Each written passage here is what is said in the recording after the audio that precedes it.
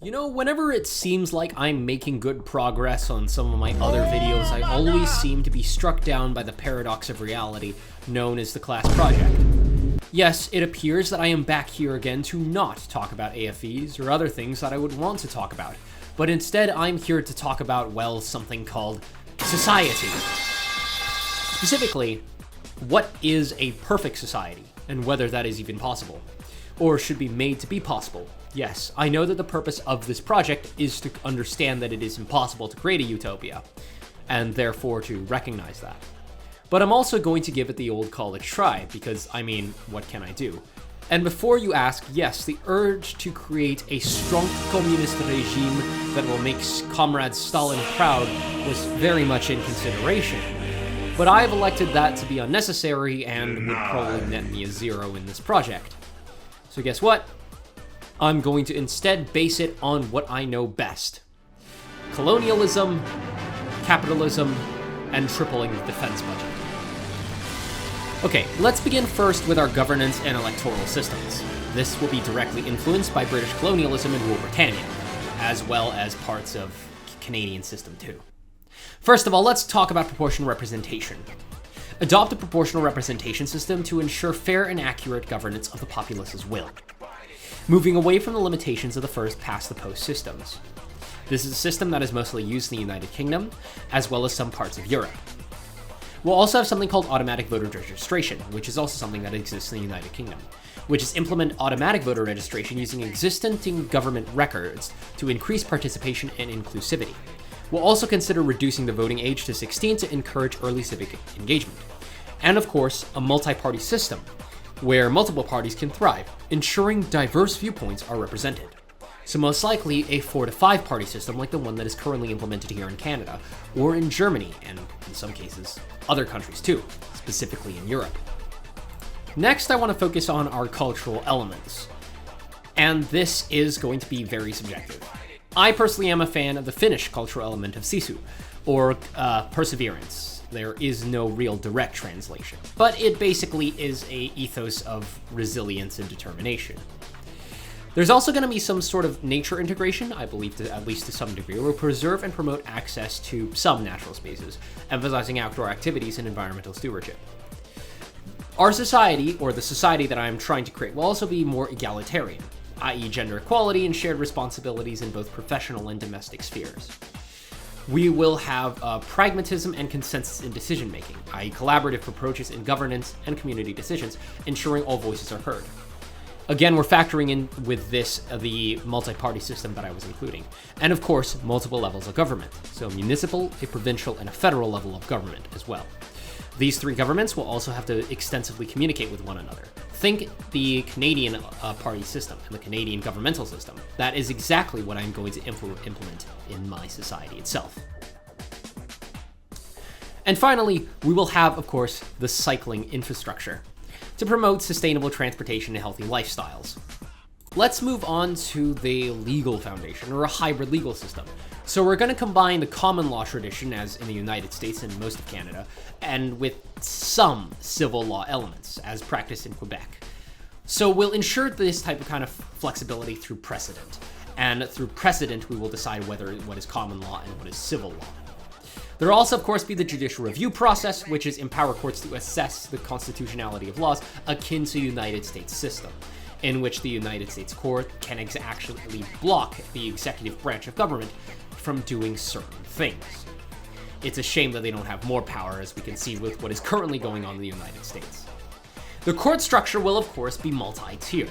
So we'll have a Supreme Court, the federal court, the provincial or state court, and under that, standard municipal courts.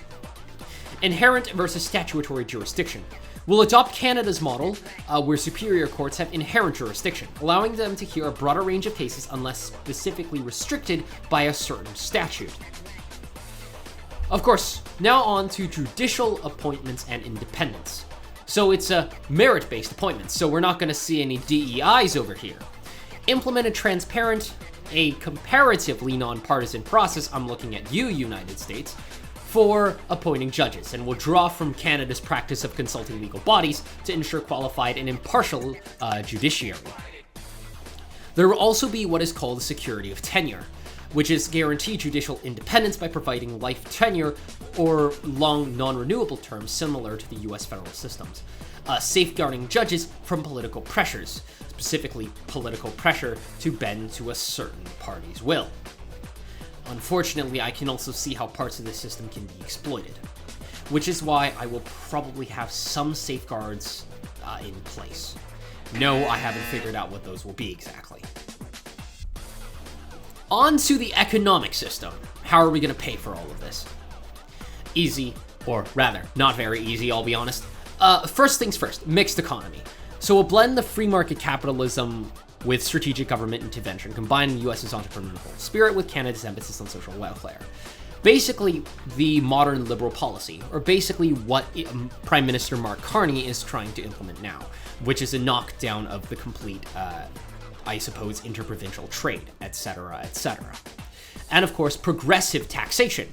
Implement a tax system where high earners contribute a larger percentage, which means we'll be able to fund public service and reduce income inequality. There will also be access to some social services and welfare, though this might be scaled back somewhat to what is more like underneath a conservative government or a small governmental system. So universal healthcare, because of course we will have universal healthcare, adopt a single-payer healthcare system, ensuring all citizens have access to medical services without financial hardship, mirroring Canada's specific model. We'll also have the comprehensive social safety net, provide unemployment insurance, child benefits, and pensions, supporting citizens through various life stages and economic conditions. Again, I'm basing this directly off of the Liberal government or the Liberal platform's page on social welfare programs, so feel free to consult them for a more detailed look at what I'm trying to do here. On to education and workforce development.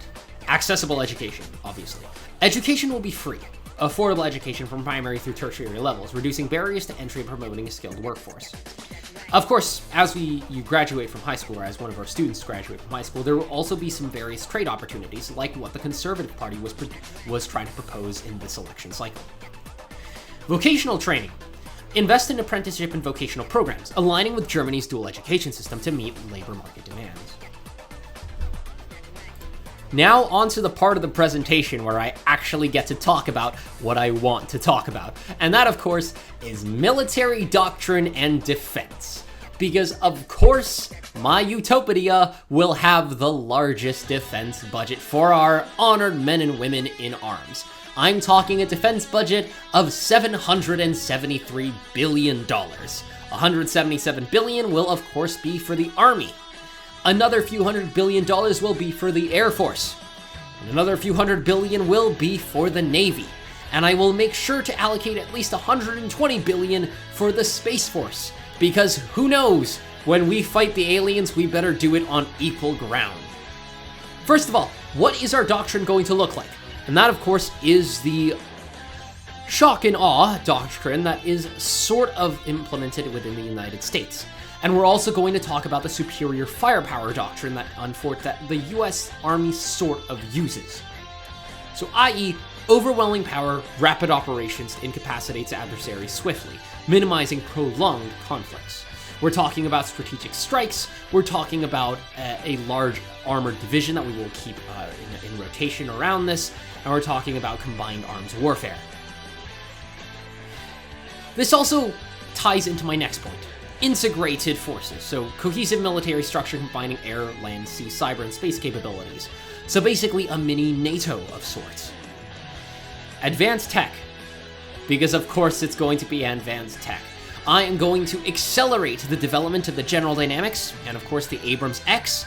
I'm going to see if I can get all three main battle tanks into my Utopia, which means we will have the United States Abrams supported by the British Challenger 2, followed by the German Leopard 2, and supported by the Leclerc, the Type 10, as well as a host of other tanks and IFVs. In terms of the Navy, we will have the Arleigh Burke-class destroyers and the new Zumwalt-class destroyers. And for the sake of the lulz, I am going to bring back the Iowa-class battleship, which means the USS Missouri will also sail the seas again and shall fire her guns once more in anger. And finally, for the Air Force, I am going to bring back the F-14 Tomcat that had been retired so long ago. I'm also going to restart production of the Lockheed Martin F-22 Raptor, as well as the YF-23. Yes, I realize this will cost a lot of money, but my society will be anything but, if not armed to the teeth. It's going to be Little Texas, basically. Ironclad and just wishing a motherfucker would, as they say. Finally, let's talk about climate and what I'm going to do. Well, not really, because in today's current economy, renewable energy has fallen to the wayside, and I can understand why. We need something reliable, which is why I'm going to drill, baby, drill. Which means I'm going to expand the oil and gas sector. That is going to be, if we're assuming I'm in North America and my Utopia is based in North America, that's going to be my main export. I'm going to sell oil and gas as well as other natural resources to all those who need it. And that means extraction, investment in oil and gas, and of course, regulatory oversight because we can't drill too much. I'm also going to move on to some more miscellaneous things with my utopian society, which of course stems from my rather unhidden trait of being a bit of a car enthusiast. Hybrid and plug-in hybrid vehicles will be welcomed, and in fact I will issue several government programs where you are encouraged to buy a hybrid electric or plug-in hybrid electric vehicle. However, fully electric vehicles will be outright banned. Why? Because I don't think anybody wants to watch a vehicle as universally disgusting as the Cybertruck clog up the streets of my utopia. Also, I will institute what is called the Classic Motorsport or Track Day, where on weekends I will strategically shut down parts of the road, specifically so that car enthusiasts can come and race in certain parts of those areas. And finally, we will have what is called a Victory Day Parade. And unfortunately, I have borrowed some elements from the communists, which is a disgusting thought. But every single May 8th, to celebrate the end of perhaps a war, or perhaps a conflict, I will parade around all the military elements necessary so that our people can feel inspired as well by the defense or something like that. Anyways, I don't know how to end this, to be honest, but this is my schizo rant about how I would create a utopia, I guess.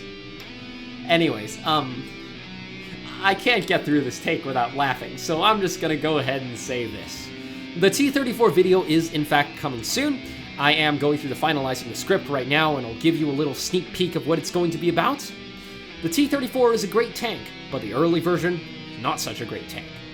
But until then, I will see you in the next video. And until then, Sherman's forward.